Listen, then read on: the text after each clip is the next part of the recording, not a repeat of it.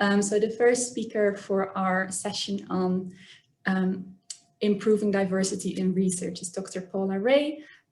She is the senior manager for the ARC in Oxford and Thames Valley, but is also a member on the NIHR board for ED&I, and she will be the first presenter of the day. Paula, are you happy to get started, please?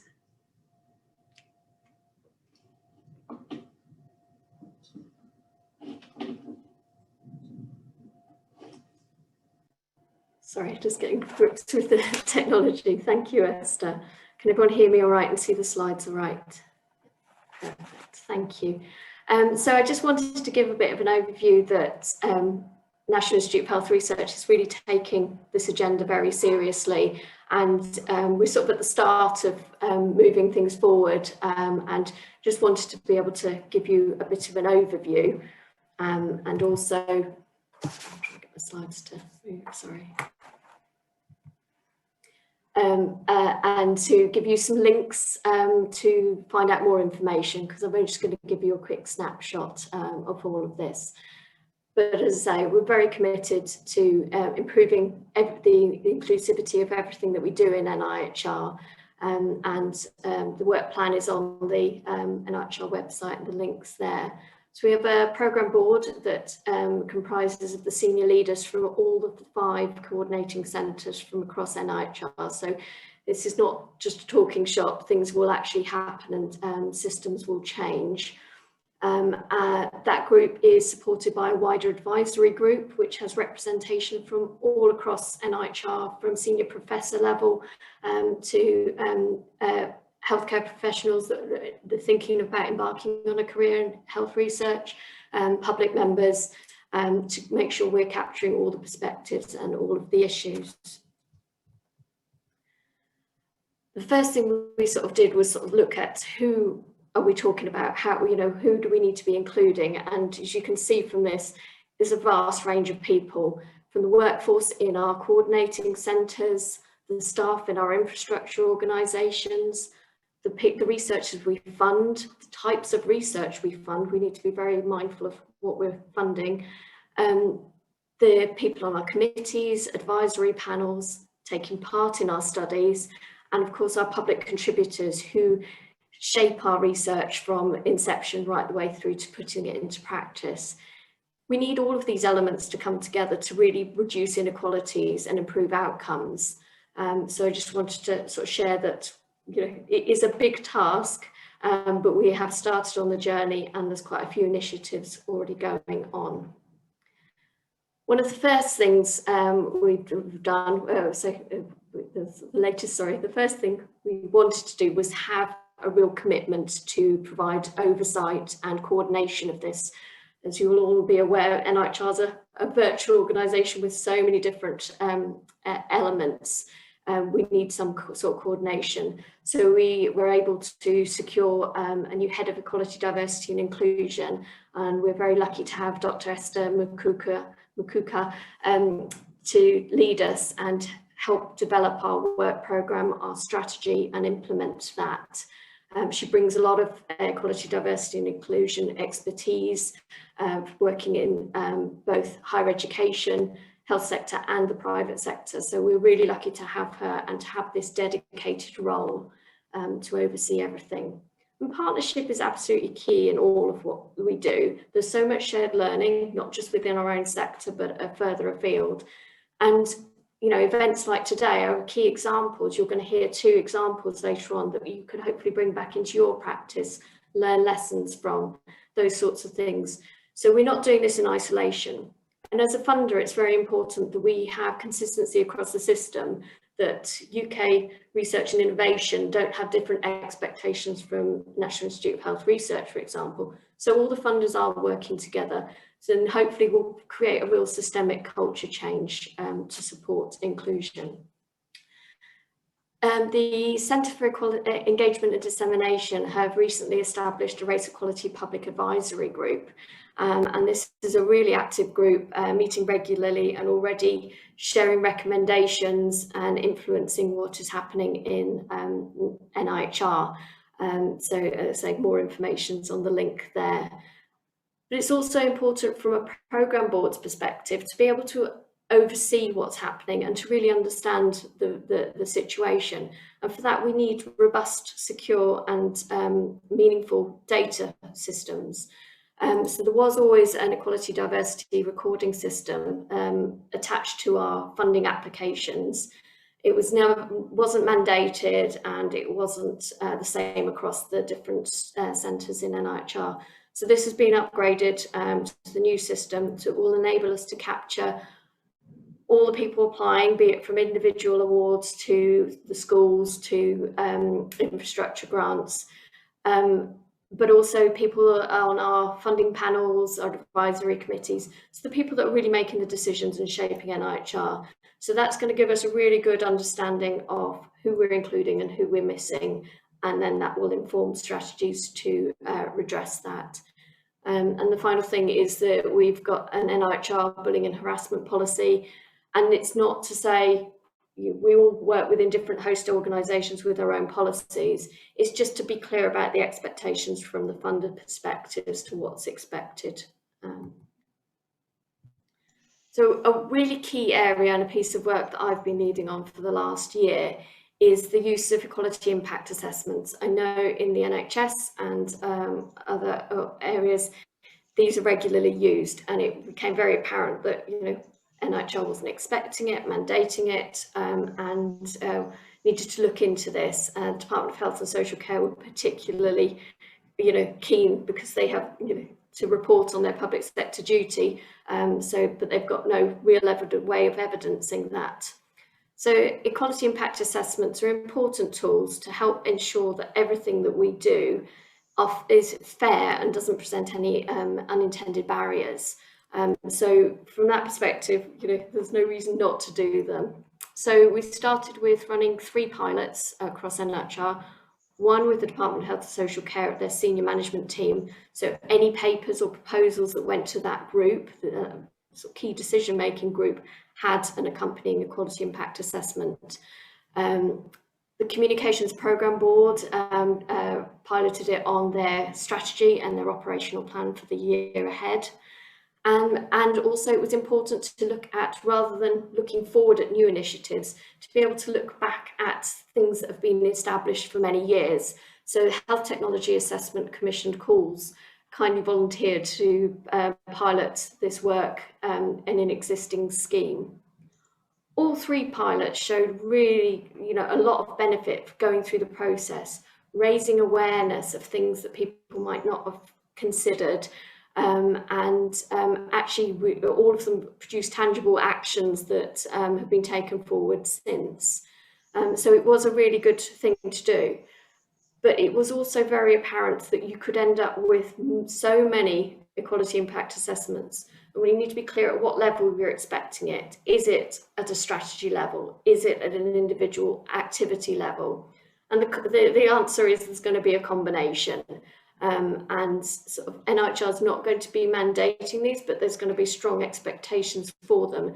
And where there are significant potential risks for exclusion, then mandation may come into play, but nothing just yet. What was also useful through the pilot process was the development of an NIHR template. Again, it's not to say don't use the templates you're already using if you're already using them for other purposes. It is just if people don't have access to it and haven't worked with equality impact assessments before, provide some guidance to take you through the process. So that's been really good, and because of the work we did with the Health Technology Assessment Group, we've also adapted that template so it isn't just for prospective. We can use it to review and make it more of a quality improvement tool across our system, and just have one template so everyone knows what they're working to for multiple purposes. The other area that particularly Chris Whitty was keen for us to include was, on top of the 9 protected characteristics, to include the additional categories of geography, socioeconomic status and access to care. So we have done that, and actually from the pilots, those were really helpful, and those had the more broader ranging impacts and changes to the system. So for example, and the thing with equality impact assessments is they are not a standalone document. It's not something that's then done, ticked, and you move on. You need to have a tangible action plan to follow up this and respond to any areas of risk that you've identified.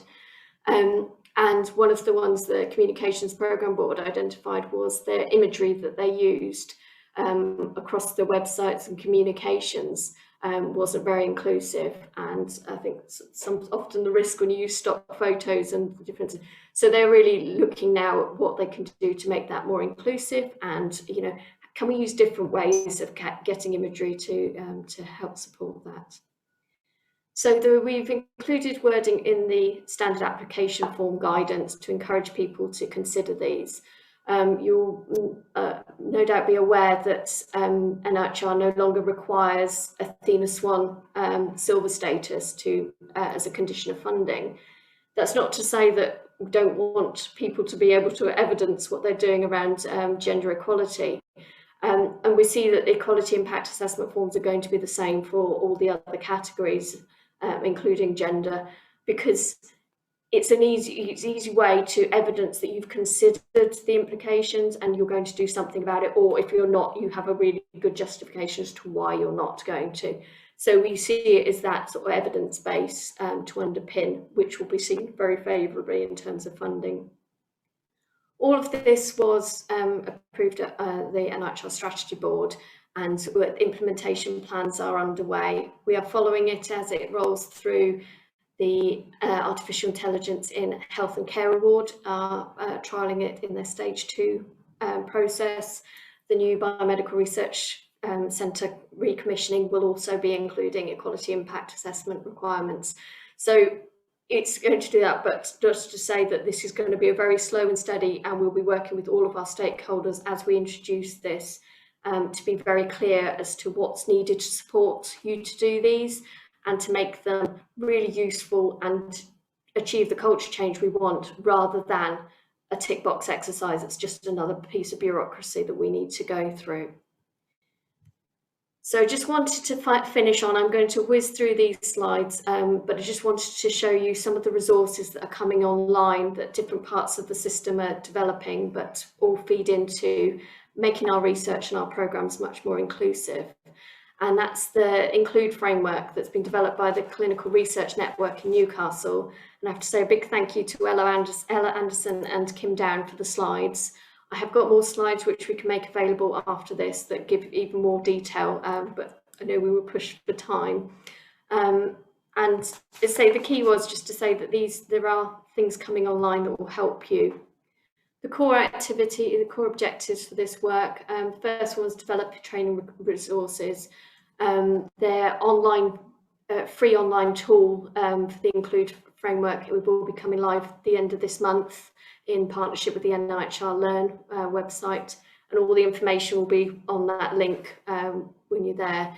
And they just want to sort of create the tools that are going to be necessary, and sometimes often it's about removing barriers, bureaucracy and things in the system that as a researcher you can't have no control over, but as a funder we certainly can. So this is an area I want to take forward. This is just an overview of the guidance and what it includes and who it might be useful for. I recognise that it is very much designed for participants and increasing diversity and participants in clinical trials, but actually the underpinning principles are applicable to public involvement, to other research designs and everything. So it's really helpful to have these prompts and reminders. And the guidance has been also developed with a new COVID-19 specific guidance section. And what I like is it you can drill down your sort of questions into 4 prompts. So the first one, who might benefit or be affected by your activity, your research project or anything? Are they involved? How are they involved? How are you going to involve them? Are there any reasons why they wouldn't be involved? And then the last one is that more systemic things. But when you're talking about research design and trials, that's things like your exclusion criteria, your recruitment strategies, consent processes. Have you worked with the communities to understand what's acceptable and what people are going to sign up to? The last of these slides is just to sort of give you some example actions and things to do. No, particularly like the one, don't assume anyone's too old, too ill, or lives too far away to take part. We do make an awful lot of assumptions. We try not to put too much burden on people, but if we work with our communities much closer, we will realise that these are just our perceptions rather than the reality. So that's it from me. It's an absolute whistle-stop tour. I'm very happy to for people to contact me if they want more information or signposting. And I just want to leave with this quote: one person can make a difference, and everyone really should try. This is a massive piece of work. It's a big agenda, but if we all do just a little bit more, we are really going to start to see a change. And I'm really looking forward to hearing from Tanvi and Vicki to share their experiences. Thank you. So our next speaker is Dr. Vikki McGowan, and she is a medical anthropologist at the Population Health Sciences Institute at Newcastle University. She pre-recorded her talk, but she is here with us live and will be joining for the questions afterwards as well. Vicki, can you please start sharing your presentation? Yeah, thanks, Esther. I just want to say I'll say hi. I have builders in the house, so I'm going to mute myself so you don't get disrupted.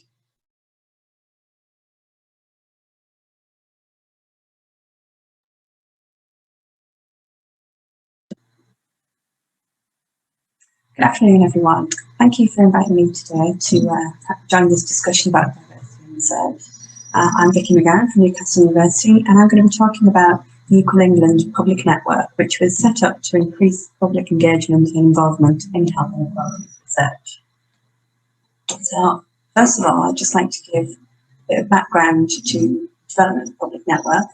I'm sure many of you are aware that life expectancy across the north of England is consistently lower than the English average. So Public Health England commissioned an independent inquiry to investigate health inequality in the north. And the inquiry published the Due North report in 2014 with these 4 key recommendations for achieving health equity across and within the north. I think number 3 here is particularly relevant for today's seminar, and for me at least highlights one of the more fundamental reasons was to ensure diversity in our research. By sharing power and influence over resources, we're actually embedding an equity approach into the work that we do and actively working to reduce inequalities. So as a result of this report, the Equal North Research and Practice Network was developed by academics across the north, and some of you may be members of the network yourself and receive regular emails from myself. The network is initially funded by Public Health England, and it was to take forward the Due North agenda and some of the recommendations by building a community of shared interests in achieving social and health equity. The network hosted a series of events across the region to facilitate new collaborations, disseminate evidence to policy and practice, but also undertaking a priority setting exercise within these events to identify research priorities for achieving health equity across the area. The priority setting aimed to understand what areas research should focus on to address health inequalities across this area. And around 250 academics, policymakers and practitioners contributed to workshops at Equal North events and a survey exercise to identify research priorities to address social and health inequalities. Findings highlighted that research should be prioritised in areas that focus on the structural determinants of health, concerning areas such as poverty, austerity and unemployment. But was something missing? Was that the whole story? Well, we only had one side of the story, and it was an important part nonetheless, but it wasn't the whole story. And I'm sure that many members of the public would agree that poverty, austerity and unemployment were indeed priority topics, but we needed their perspectives to ensure that we're developing research that addresses these drivers of inequality and doesn't widen them further. But also, we were talking about tackling inequality, but not including everyone in the discussion. So we needed to replicate the priority setting work with members of the public with lived experience of these issues in order to address inequalities across our region. So when Equal North expanded to become Equal England, this was an opportunity to open access to members of the public. NIHR SPHR funded the expansion of Equal North across the country, which increased our practitioner membership to over 800, and the planned dissemination events, knowledge exchange and research on the priority areas was going to continue under the new banner of Equal England. But this time we were expanding in other ways too. This time we were not just increasing our professional membership, but also ensuring that we could take forward the Due North recommendation to increase the influence that the public has on how resources are used. We needed to embed this equity approach from the outset and work with members of the public to understand their priority areas and co-develop research that is rooted in lived experience. So the Equal England Public Network was born, at least the idea was anyway. At that point, we were actually making huge assumptions that members of the public would want to work with us. But off I went anyway. Following the practitioner model developed in Equal North, we aimed to create space for members of the public to share lived experiences and influence the work that we do and undertake some public priority setting exercises and see how these align with the Equal North work. We'd also share information about key events, new evidence, and generally keep people up to date with health and equalities research as we do with the practitioner network. So the idea and the model was there. We just need the people. So how do we do that? Well, one option could be to contact the many public and patient and public involvement groups that already exist. You know, why reinvent the wheel? But what if that wheel only comes in one particular style and it doesn't quite fit my bike? I was concerned that these established groups might not accurately represent the diversity we see in our communities. But also, these can be quite established groups that, by their tenure, already have the confidence and capacity to exert influence on research agendas. And I want to make sure that we had representation from people who don't usually have their voices heard in the communities that are affected by the priority areas that have been identified through Equal North: poverty, austerity, unemployment. But why is this diversity important? Oh, why is it important for us to go out beyond what's already there, beyond these existing PPI groups? So we know that only using one side of the story can be a problem. But there's also a need for diversity among the stories that we work with. If we're only including one group of people, then we're only seeing one part of the puzzle and perhaps focus our research agenda on the wrong things. So I want to ensure we could see the whole elephant and really understand how we address health and social inequalities, but also sense check whether the priorities that have been set by our professional colleagues reflected the needs of people with lived experience in this issue. So the grand plan. We're going to pilot this work in the North East, mainly because that's where I'm based, but also this is building on the Equal North findings. So we're going to implement this across 3 phases. Phase 1 aimed to connect with local grassroots groups that were embedded in their communities, promote the network at relevant community events, generally get out into communities across the North East and get to know people, develop trust and sign them up to our mailing list. After around 6 months of this relationship building, during phase 2, I'd invite people along to a series of local conversations where we'd present the findings of the Equal North priority setting and discuss whether people thought these were important to their communities, whether there were other priorities and what we needed to do to address them. And phase 3 would then focus on co-developing research proposals around these priorities and dissemination activities with academics and practitioners, making sure that the public experiences were disseminated widely and incorporated into future planning, but also recognising that this wouldn't be a linear process. There would be definitely overlap across these phases.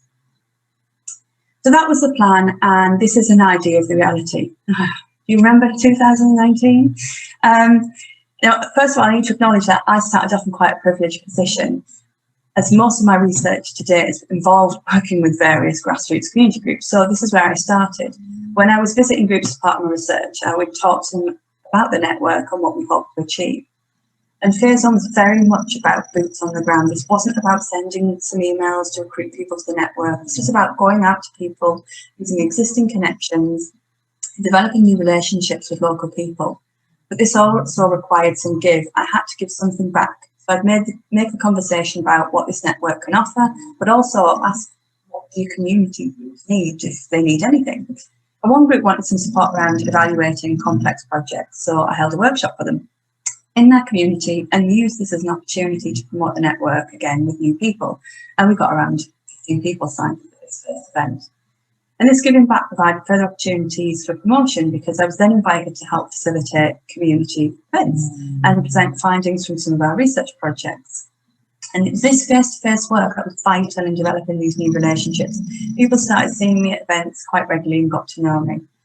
Visiting groups with no prior relationships was a little bit harder. People were wary. One group told me how they'd been consulted to death by their local council and that nothing ever changed. So I was mindful that I needed to be clear that what the network could offer and hoped to achieve, but not promise room on a stick and then not be able to deliver that.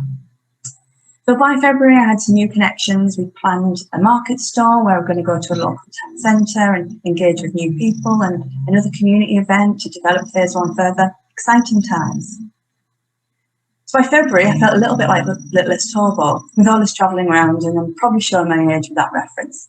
But was all this effort worth it? We had around 35 people who'd signed up to be official network members by this point. However, those 35 represented more people in their community. And I think this highlights a key point. You can't be the trusted person in the community straight away, or maybe if ever, but you need to identify those who are and work with them. So we had 35 key community people officially on the books who represented a much wider community. But who do they represent, and was this a diverse group? Well, from this map, you can see how far my travels got me across the North East, and each one of these pins represents a connection to quite a variety of groups who are embedded in their communities. So we've got geographical diversity here forming from minor villages in Bishop Auckland across the deindustrialised Teesside. We've got rural and urban areas and some coastal towns. But what about within these diverse communities? Yes, we've got diversity between them, between these regions, but there's also a need to seek diversity within. So yes, we've got that geographical diversity, but we also have connections with Black and ethnic minority groups, LGBT plus groups, churches, faith organisations, groups that represent people living with severe economic disadvantage. And also within those groups, we've got representation from quite a broad age range and also representation from disability groups. So in terms of building a diverse network, I don't think we've done too badly by February 2020. March was going to be great. We're going to build this network. We're going to start setting up for phase two local conversations, and we'd use these trusted connections to invite really diverse audience to our local conversations in various setting phases. All going great. And then you all know what happens next. So phase one was lockdown. After 4 months of slowly building these relationships with new groups, promoting the network among existing groups, we get shut down. Obviously, COVID means that all planned face-to-face events were cancelled, otherwise everything that I was doing. The country shuts down. The vast majority of people I'd engaged with over the past 4 months are now focused on supporting their communities through crisis. People are furloughed, so they volunteer at food banks. People lose their jobs. They lose loved ones to the virus. The grassroots level is not interested in me trying to encourage them online to talk about inequalities that existed the virus and are now being made worse. The public network gets locked down and we pause activity, but thinking it won't be long before we're back chatting over coffee at our coffee morning. Well, I think our coffees are well and truly cold, as by late 2020 we're still not able to get together face to face. All is not lost. Rather than attempting to grow the network, I go into maintenance mode. It doesn't seem right to try and recruit more members during a time of crisis, so I keep in touch via the mailing list and share opportunities as they arise. Online seminars, opportunities to participate in and develop research. But actually we did grow because our members represent wider groups within their communities. They shared my emails and we added a further 6 people to the network. It's not huge numbers, but given we're living through a pandemic, I was really pleased to see that new people wanted to engage with us. So we now have 41 official members who've been supporting and influencing the work that we do. But also they're sharing these opportunities more widely, which I think shows the power of working with key trusted members of the community. Amazingly, during the pandemic, we've had members of our network support the development of several inequalities projects, contribute to COVID-related research, and they've also helped shape the ARC national priority funding around inequalities and prevention. So although some of our activities are on pause, we've provided access to influence health inequalities research even during the pandemic. But we still have temporary restrictions in place preventing phase 2. And due to the restrictions, I can't visit local groups and we can't hold the local conversations to further the priority setting work. Everybody knows face-to-face sessions have been severely restricted, and even when they might have been possible at some point last year during the tier system, Many members of the network are rightly prioritising their local community during crisis. So phase 2 face-to-face activities are obviously not possible now. But many community groups are actually online and using Zoom, so should we just move phase 2 online? Well, there are advantages and disadvantages to moving online. This might be an option for some, and many communities are using online activities, holding formal meetings and coffee mornings. So engagement is still possible, and it's also safe during the pandemic. And it reduces the travelling costs in North East like a little Volvo. But this isn't an equal activity. The digital divide was a problem before COVID, and the pandemic has actually exacerbated it. With people now being expected to do everything online. Plus, the cost of moving online is a serious barrier for some, not only due to a lack of equipment, but finances to pay for increased internet, electricity. These can prohibit some people from taking part online. And for those fortunate enough to get online, Zoom fatigue is a serious issue. We need to consider whether the activities we want to do are proportionate to the costs for everyone involved, be that physical, financial, or even mental. So for us, the phase 2 local conversations are still on pause until we can hold these in person. But currently, many of the people involved in our network are very busy supporting their local communities in crisis, and now is not the right time for us to be adding extra work to their workload. But what can we do in a disconnected time to increase diversity in research and practice where activities can't be paused? I seem like a broken record here, but I identify and work with members of the community and non-interested. While we're unable to directly connect with members in the community, we can connect with these key individuals that already have that relationship, who are trusted and can act as a liaison with the wider community. Also ask how people would like to engage. What tools would they like to use? Online sessions like these aren't for everyone. I'm doing a focus group soon with a group of young people via WhatsApp because that's what they wanted. Resources, not everyone can afford access to the internet or mobile data to spend a few hours online. But to ensure equality to access, you need to provide them with the tools to actually do that if they want to. That also includes training. Some of the community groups that I work with have managed to get some very digitally excluded people online through very patient training of the phone. But this doesn't work for everyone. And some people will still not come online, even with all the resources and training provided. So don't push, just use old school methods like the post or phone, but also consider waiting. While this might be your priority right now, it might not be the same for the community. So some might wish to engage more when some level of normality returns. So finally, just some key points I think from me that I think are vital in terms of increasing diversity in our research. I'll say it again, engage with your existing networks, but identify people who are already trusting their community. These people are probably the most important, whether they're in a COVID world or a non-COVID world. Find them and work with them. Also, don't assume that diversity in groups will come to you. You must actively connect with groups and organisations that promote equality. Remember the elephant, we need those different perspectives. Boots are on the ground. Don't assume an email or post on Facebook will reach a diverse audience. Go to the people, identify social spaces such as community events, coffee shops, meet a natter group, talk to people about your work, but there's also ways of doing that during COVID as well. I would also say always give something back. Find out what will be useful to them. I've given some suggestions here, maybe that's payment or training opportunities. It could be skill sharing. And when I say skill sharing, I don't always mean that assuming we have the skills that they want. The community groups might have to share their skills with us. I've also mentioned access to university resources. I know that in some cases community groups have asked for this and universities obliged. And this helps develop a reciprocal relationship, so it's not all about us taking from people. I'd also say be patient. Do not underestimate how long it can take to establish a meaningful relationship.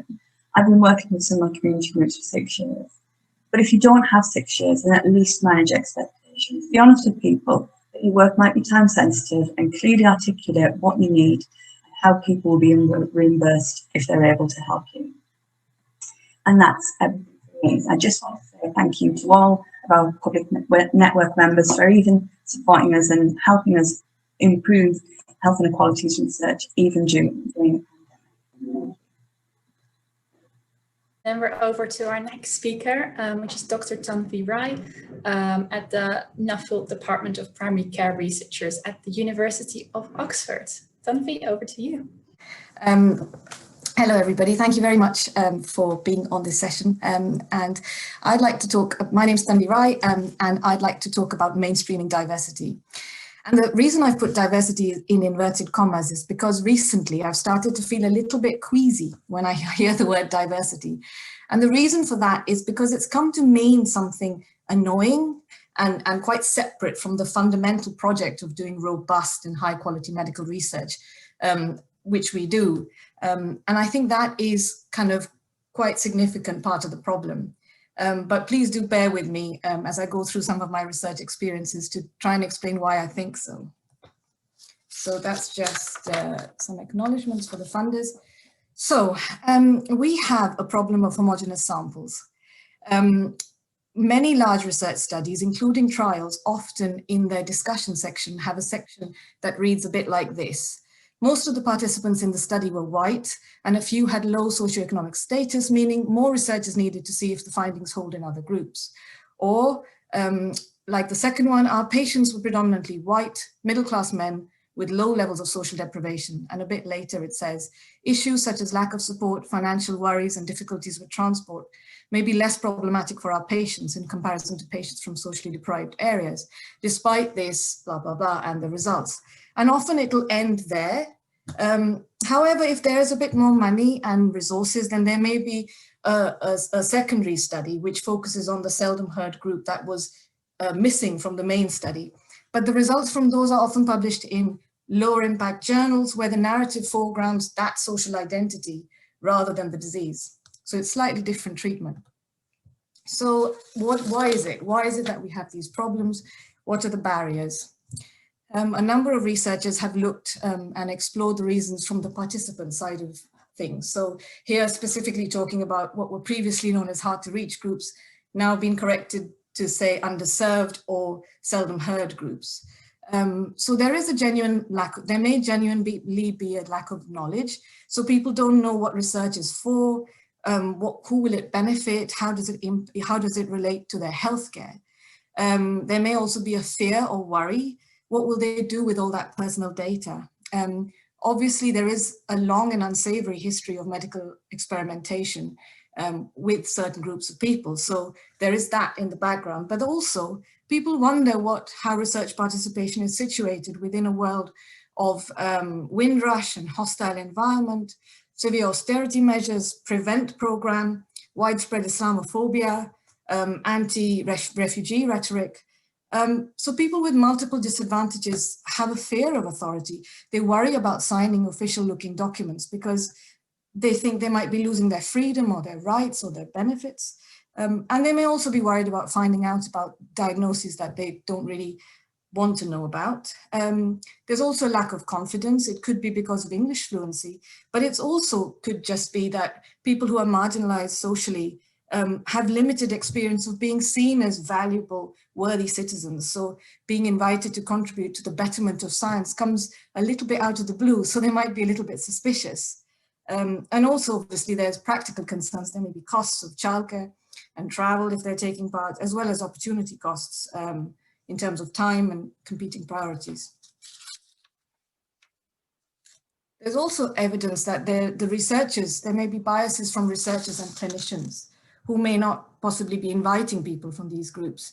And this may be inadvertent because of anticipated and actual uncertainties. For example, and recently I've been thinking about this quite a lot. Who designs the tools? We do. But when we design them, who do we have in mind? If you think about the participant information leaflets, the consent forms, they're studied with university logos, they're very detailed, they're extremely GDPR compliant. But it does require quite a lot of social capital to not be daunted by these. So if you just think of people that are not like yourselves, like ourselves, then it might be quite a daunting set of documents. So if you just rely on these to recruit, it may not yield anybody very different to ourselves. So there are obviously then costs and extra resources might need to be spent. You need to spend more effort in recruitment. You might need interpreters, translations, and so on. There may be inappropriate exclusion criteria, for example, needing to speak English or needing to have settled status in the UK. And also there are stereotyping and preconceptions that we might have. We might think that certain kinds of people's lives are too chaotic. They might not understand the procedures. They might not be very compliant or adherent to certain medication. early loss to follow-up would lead to skewing the results, and so on. So basically what I'm saying is that there is a mutual lack of trust. So now I'll be talking about this specific study where it was a qualitative study where we were developing an intervention which then led to a trial. So this is the BP Together study. So we were developing an intervention for people who've had a stroke. So people who've had a stroke or a mini stroke, a TIA, are at risk of having another stroke. And this is exacerbated if their blood pressure is not very well managed. And at the moment in the UK, the care for people who, the management for people who've had a stroke is very inconsistent. Some people see their GP every month. Some people don't see their GP even every 5 years. So the idea behind this intervention was that people will be able to monitor their blood pressure every month, and it'll be connected. You know, the program will allow them to send these readings to the GP and, you know, basically have a monthly record of what's going on, which could be acted upon really quickly if there's a need for medication change and so on. So it was going to, you know, it's going to make the management a lot better. And my role in all this was to be the field researcher, interviewing both stroke patients as well as GPs and constantly feeding back so that we optimize the intervention so that it's most usable. So given that I had a public health background, my first question when I started the job was who gets stroke in the UK? I discovered that obviously it's very, very prevalent. It's the 4th biggest killer, and men get it at younger ages than women. And then I looked at ethnicity and deprivation, and I don't expect you to read the little writing, but a summary of it is I found that Black people are twice more likely to have a stroke than white people. Black and South Asian and people from deprived areas have strokes at younger ages. People from deprived areas suffer more severe strokes. And in the past 20 years in London, there's been a 40% decrease of stroke incidence for white people, but not for Black people. So what did I do? So initially, we followed the plan for, you know, the initial plan for recruitment, which was that we sent out expressions of interest for GP practices in the local area. So we invited them to take part in the study, and the ones who agreed to take part agreed to run searches to identify their stroke patients, and then send them out invitation letters with the participant information sheet that we prepared for them. And we were actually inundated. We had to stop at 4 practices because so many people wanted to take part, which is great, right? But when we looked at the reply slips, we realized that we were getting a very narrow demographic. We were getting mostly retired, elderly, middle-class white people who'd had a stroke a long time ago. So we were missing all the people that I'd kind of found in my initial searches of who gets stroke in the UK. So, and this was partly right from the top. So when we did the expressions of interest, we got interest from GP practices that were based in more affluent areas. I even called practices that were based in more deprived areas, and they said that they couldn't be research active because, you know, they were already so overwhelmed with their clinical workload that they couldn't, you know, they didn't have the resource to take part in research. So then I had to kind of think of a different plan and use community groups. So yeah, going one by one. So my first contact was this very, very resourceful, locally based community pharmacist. And I had a long chat with him face to face pre-pandemic. And he gave me the kind of contact details for a couple of imams and pastors in the local area. And then I called them and had several telephone conversations with them, and I met them and I told them why I wanted to talk to their congregations. And I talked to them about the problem of lack of representation in research from the groups that that were in their congregation. And so then they invited me to take part in their Friday prayers for mosque and Sunday prayers for church. And I went and I dressed appropriately. So I wore a salwar kameez and a headscarf when I went to mosque, and I wore Sunday best when I went to church, and I participated wholeheartedly. I did the singing, I did Bible study. It was great fun. And I also did a semi-formal presentation about the study, once again talking about problem of lack of representation in research and the disproportionate burden on Black people and people from high deprivation settings. And it was helpful to speak Urdu, which I did when I was at mosques. And I also had set up a table with a couple of blood pressure monitors. And so as people were leaving, they were all very keen to have their blood pressure taken, but it also allowed me to talk to them one-on-one about the study. So I recruited about one person from each prayer meeting, and it doesn't look like very much for the amount of effort, it looks like. But remember, I was looking for people who'd had a stroke, so there was a lot more enthusiasm.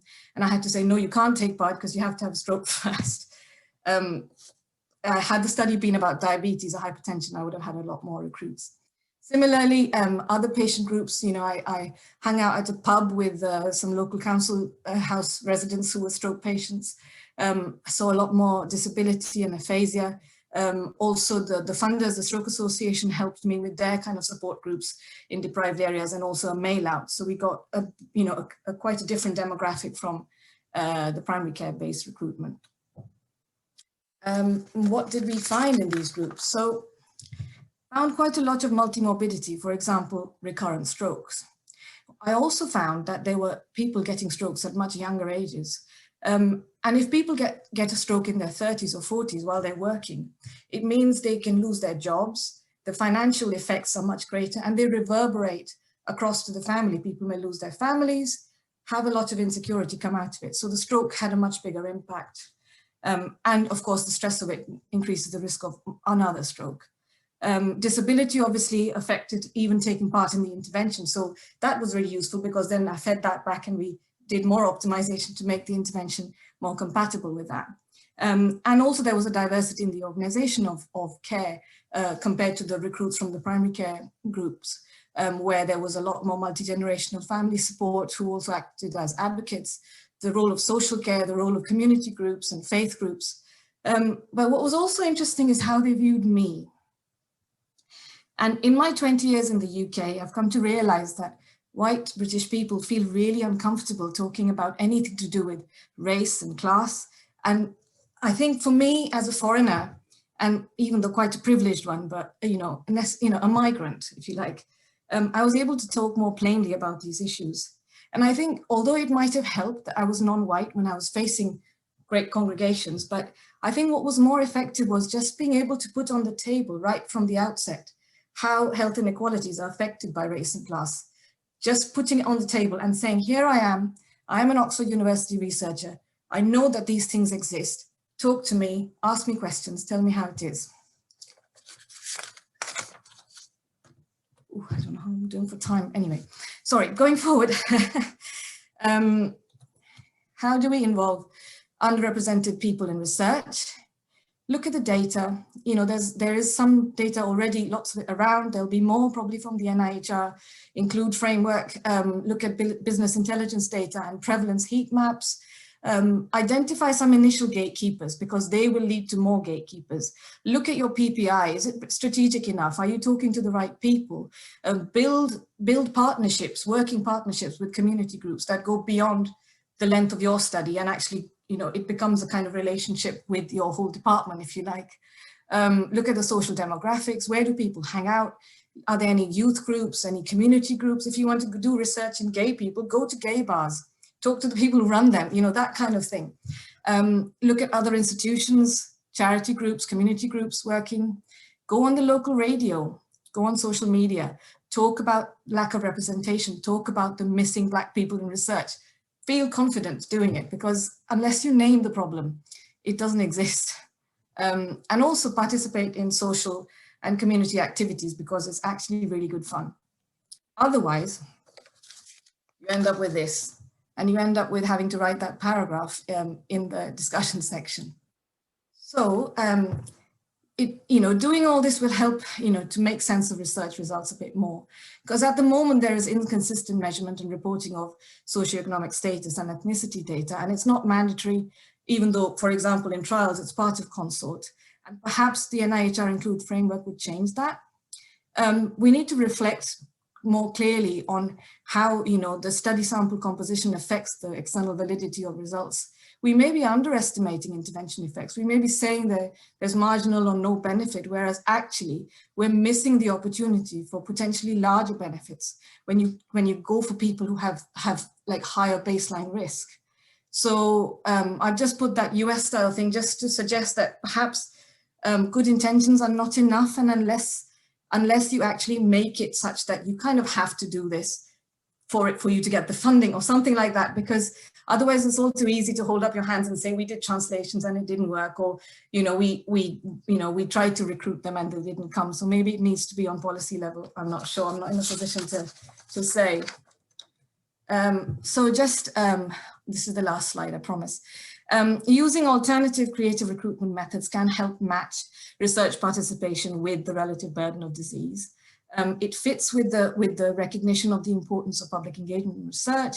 It makes for better science. It aligns with the NHS principles of equity, fairness, providing high quality healthcare for all.